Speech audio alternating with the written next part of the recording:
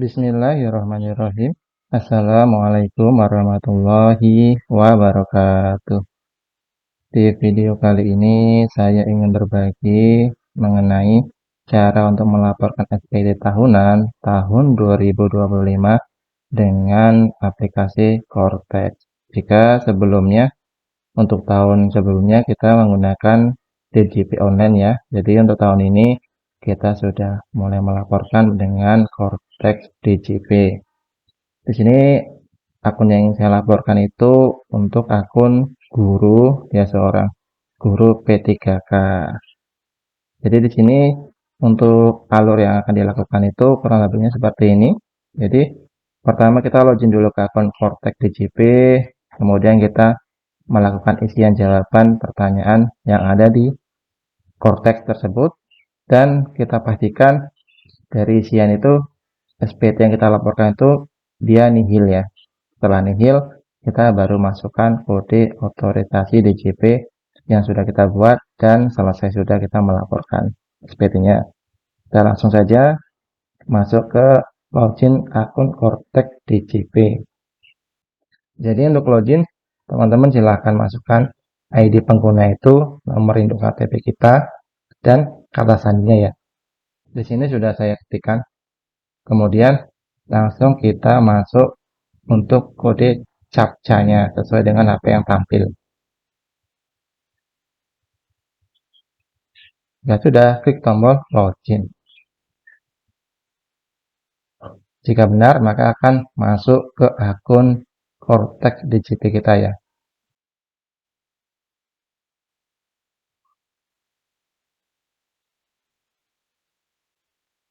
Ini udah. Jadi di sini kita langsung ke menu surat pemberitahuan SPT. Di sini kita klik surat pemberitahuan SPT. Di sini tampilannya akan seperti ini. Jadi jika kita belum melapor SPT akan ada tulisan SPT belum disampaikan ya. Di sini langsung aja kita buat konsep SPT. Kita klik buat konsep SPT. Kemudian kita pilih PPH orang pribadi. Klik tombol lanjut. Di sini kita pilih yang SPT tahunan yang kita laporkan. Kemudian periode tahun pajak itu pilih yang Januari sampai Desember tahun 2025. Kita klik tombol lanjut. Nah, di sini kita pilih mode SPT-nya itu normal. Jadi kalau kita baru pertama kali melapor itu dia akan tidaknya normal ya. Jika kita sudah melapor tetapi kita ada pembetulan, nanti di sini ada tulisannya pembetulan seperti itu. Setelah itu kita klik buat konsep SPT. Di sini kita pastikan ya, untuk SPT tahunannya wajib pajak orang pribadi, jenisnya SPT tahunan, dan periodenya untuk tahunnya Januari sampai Desember 2025.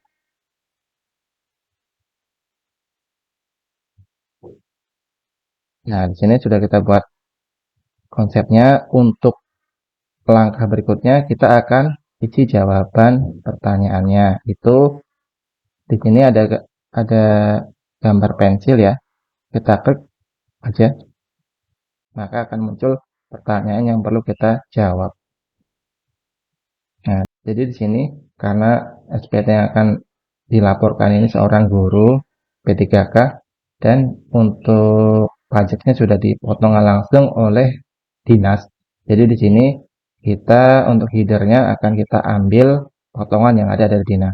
Karena kalau tidak kita ambil, kita posting SPT itu tidak akan berubah nominalnya. Misal ya, ini sebelum saya posting, jika di sini apakah Anda menerima penghasilan dalam negeri dari pekerjaan saya pilih ya, itu masih 0 ya. Di sini akan saya coba untuk posting. Jadi di sini pastikan metode pembukuan atau pencatatannya itu pencatatan sumber penghasilan pekerjaan. Jadi di sini bagi teman-teman mau itu seorang guru ataupun seorang pekerja, apabila untuk pajaknya dipotongkan dari gaji teman-teman, silakan teman-teman lakukan ini dahulu. Jadi pastikan untuk metode pembukuan pencatatan dan sumber penghasilan pekerja. Kemudian teman-teman klik tombol posting SPT. Artinya ada keterangan juga ya. Posting SPT untuk menampilkan data perpajakan Anda. Harta, utang, daftar anggota keluarga, butuh utang PPh pembayaran, yang lain potongan postingan belum pernah dilakukan. Klik posting, dia akan reload lagi. Jadi ketika kita klik tombol posting SPT, dia akan loading lagi dia.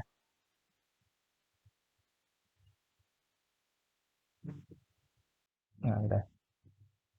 Nah, di sini akan menampilkan data terakhir diperbarui. Jadi tanggal kita untuk posting, klik tombol posting SPT-nya ya. Di sini untuk identitas wajib pajak ini nggak perlu kita otak-atik lagi, jadi kita tutup aja. Berikutnya kita tinggal jawab pertanyaan dari B sampai dengan akhir. Pertama yang huruf B, poin 1A, apakah Anda menerima penghasilan dalam negeri dari pekerjaan? Di sini kita pilih ya, maka otomatis akan tampil nominalnya.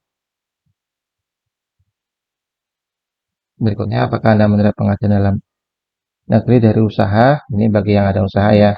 Saya pilih tidak. Apakah Anda menerima penghasilan dalam negeri lainnya? Ini saya pilih tidak.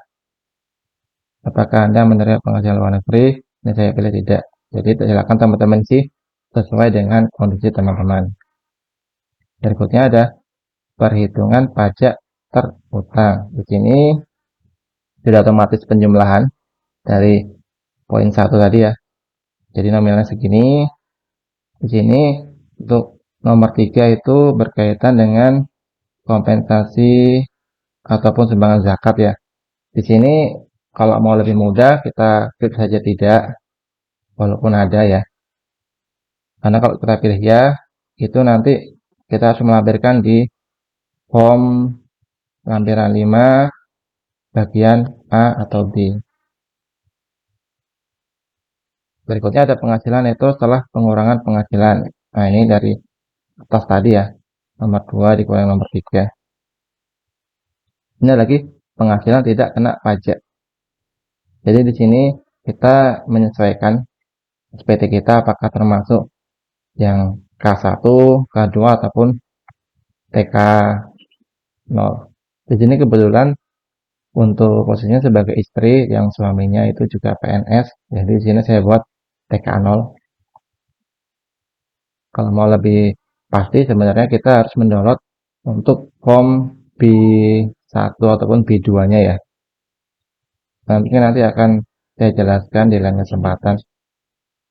Berikutnya di sini penghasilan kena pajak 4 sampai 5, di sini 0 aja karena nggak ada pilihannya. Di sini satu piring hitungan. Ada lagi di poin nomor 8, apakah terdapat pengurangan PPh terutang? Di sini kita pilih tidak. Berikutnya PPh terutang setelah pengurangan ini akan dikurangin ya. Berikutnya untuk poin D, kredit pajak.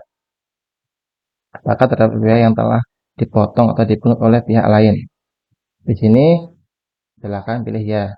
Karena jika kita pilih tidak, dia akan ada peringatan ya. Jadi menemukan bahwa terdapat data mengenai pajak yang dipotong. Harap bisa kembali jawaban Anda. Jadi untuk poin 10A ini pilih ya. Mau pilih ya, silakan mengisi lampiran 1 bagian E. Nanti ada lagi. Untuk bagian lampiran akan saya jelaskan setelah kita mengisi jawabannya ini ya.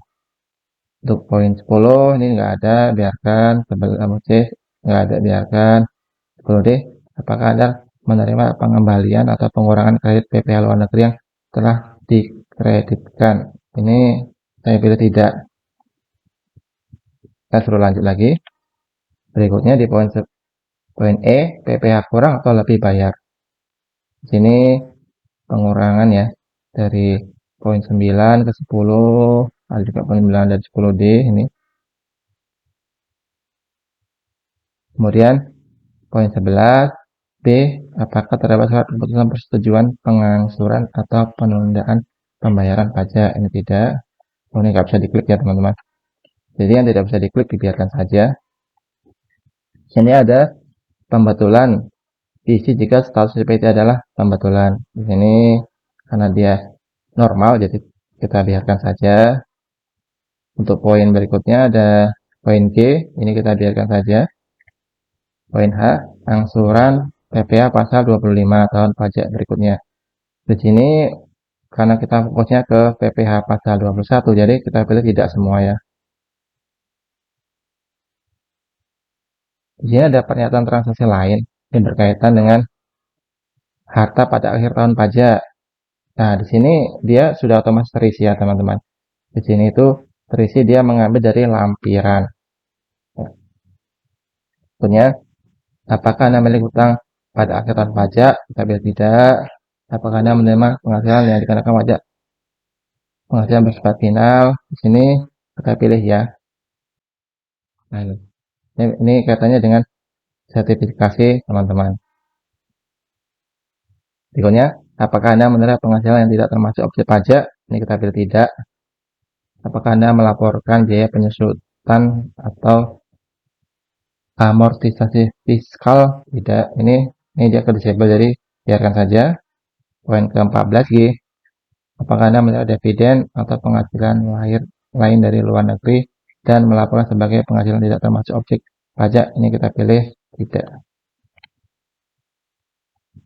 Di sini tidak perlu diisi karena dia nggak bisa diklik. Di sini defaultnya dia no. Dan di sini terakhir untuk poin K, pernyataan status SPT-nya lebih bayar. Di sini kita sudah masuk ke tahap 3, pastikan SPT nihil. Jadi, jika teman-teman itu melihat status SPT lebih bayar, ini harus kita buat nihil dahulu. Cara buat nihilnya, jadi silakan teman-teman menuju ke poin nih, poin E. Fokusnya di poin E jika ada kasus SPT lebih bayar. Jadi di sini ada nominalnya ya, min 110 rupiah. Jadi sebenarnya kelebihan biaya itu adanya di sini. Jadi kita harus membuat ini menjadi 0. Untuk membuat 0, di sini ada namanya itu, nah ini, poin kredit pajak untuk poin 10D. Apakah Anda menerima pengembalian atau pengurangan kredit PPh luar negeri yang telah dikreditkan? Ini harus kita pilih ya. Karena ceritanya itu, jadi pemberi pajak kita, tempat kita bekerja itu, dia membayarkan 110 ini, kelebihan 110 dalam melakukan pembayaran pajak kita. Jadi di sini kita harus membuat 0. Jadi di sini itu seharusnya dari pemberi kerja kita itu mengembalikan 100 rupiah ini, dan kita melaporkan di sini bahwa kita telah menerima pengembalian. Kita pokoknya yang menerima pengembaliannya. Jadi di sini kita tinggal ketik saja 110 rupiah. Kemudian kita tab. Nah, dia akan jadi 0 ya. Sudah jadi 0. Kita bisa cek lagi di bagian bawah lagi. Dan dia menjadi nihil ya. Status SPT-nya nihil. Terus di sini ada lagi poin yang saya jelaskan itu terkait dengan lampiran ya, L1, L2. Jadi L1 itu tadi ada namanya itu harta pada akhir tahun. Di sini silakan teman-teman isi atau laporkan minimal 1 yang perlu dilaporkannya. Di sini tadi kan dia ada nominal 16 juta ya. Di situ maksudnya kata bergerak berupa sepeda motor. Nah, perolehan tahun 2012 16 juta. Jadi penjelasannya seperti itu. Kemudian ada lagi tadi lampiran L2. L2 itu berkaitan dengan ini penghasilan yang dikenakan pajak bersifat final. Ini penghasilannya ya.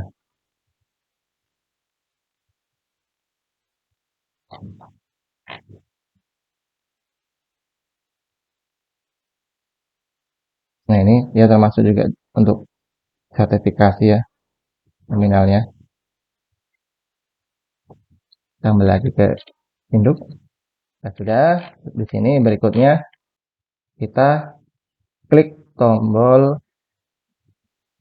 ini ya. Dengan ini menyadari sepenuhnya akan segala akibat termasuk sanksi sesuai dengan ketentuan perundang-undangan. Kemudian di sini ada penandatanganan wajib pajak atau puasa ini tidak bisa diklik. Ada nomor NPWP kita, nama lengkap.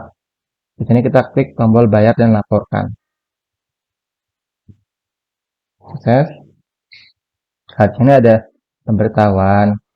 Silakan bisa teman-teman baca. Di sini kita tutup saja.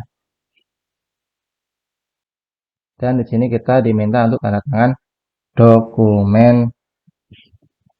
Jadi untuk tanda tangan dokumen di sini kita sebelumnya sudah punya kode otorisasi DJP ya, di sini ya, di poin 4, masukkan kode otorisasi DJP.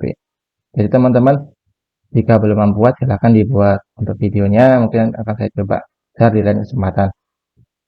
Di sini untuk kata sandinya kita masukkan frase password ya. Jadi passphrase-nya di ketika kita mendaftar di kode otorisasi DJP ya. Tinggal kita ketikkan saja di sini untuk passphrase-nya.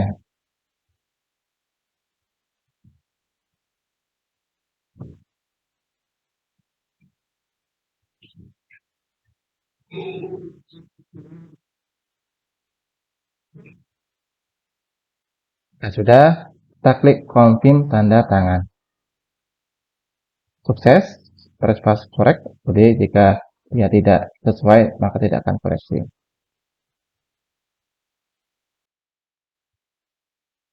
Selesai dan di sini muncul SPT yang disampaikan. Jadi SPT dilaporkan bisa kita cek langsung di sini ya. Dan di sini akan muncul histori kita telah menyampaikan SPT dari tahun 2023, 2024, dan 2025. Seperti itu. Mungkin itu saja video yang bisa saya sampaikan. Kurang lebihnya mohon maaf. Silahkan bagi teman-teman yang ingin bertanya, silahkan tanyakan di kolom komentar. Terima kasih. Wassalamualaikum warahmatullahi wabarakatuh.